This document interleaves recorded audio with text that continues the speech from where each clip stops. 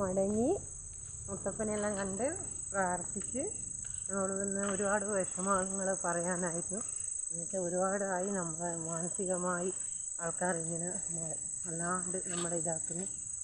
ഭർത്താവിൻ്റെ ജോലി പൈസ പോലും പിടിച്ചു വെച്ചിട്ട് നമ്മളെ പട്ടിണിക്ക് ഇടുന്ന ഒരു സാഹചര്യമാണ് ഉള്ളത്. ഇത്ര ദിവസവും വളരെ ക്രൂരതയാണ് നമ്മളോട് ചെയ്തത്. അപ്പം ദൈവത്തിനെക്കാട്ടി വലിയ ആരുമില്ലല്ലോ.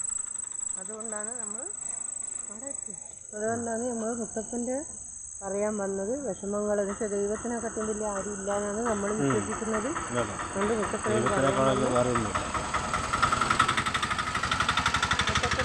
നമ്മളെ വിഷമങ്ങളും പ്രയാസങ്ങളെല്ലാം നമ്മൾ രണ്ടുപേരും പറഞ്ഞു അവരുടെ എല്ലാം ദൈവം നമ്മൾ അനുഭവിച്ച എന്താ വേദന അവരനുഭവിക്കണം എന്ന് തന്നെയാണ് മുത്തപ്പനോട് പറയുന്നത്.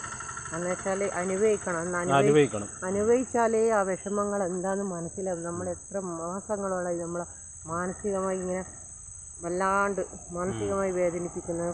ശമ്പളവും തരാണ്ട് ഇങ്ങനെ ഭർത്താവിന് സുഖമില്ലാണ്ട് എത്ര പ്രാവശ്യമായിട്ട് നമ്മൾ വളരെയേറെ വിഷമിച്ചിട്ട് നമ്മൾ നിന്ന സമയത്ത് ആരുമില്ല. ദൈവത്തോട് മാത്രം നമ്മൾ കരഞ്ഞു പറയാതെ ഇത് ഭർത്താവും.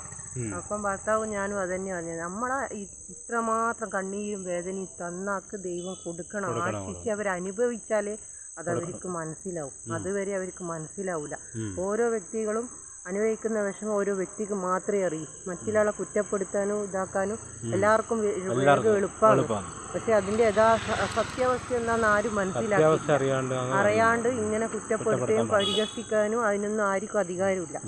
അതുകൊണ്ട് അതന്നെ ദൈവത്തിനെക്കാട്ടിയും വലിയ ആരും ആ ശിക്ഷ നമ്മളോട് ചെയ്ത ശിക്ഷ നിങ്ങൾ അനുഭവിക്കുക തന്നെ ചെയ്യുന്നു. നോക്കോ, നിങ്ങൾക്കുണ്ടല്ലോ, കുട്ടികളുമുണ്ട്, നിങ്ങൾക്കും വീട്ടിലെ ഭാര്യമാരുണ്ട്, എല്ലാവരും ഉണ്ടല്ലോ. അതുകൊണ്ട് നിങ്ങൾ അനുഭവിക്കാണ്ട് പോവില്ല അല്ലേ. Okay, by.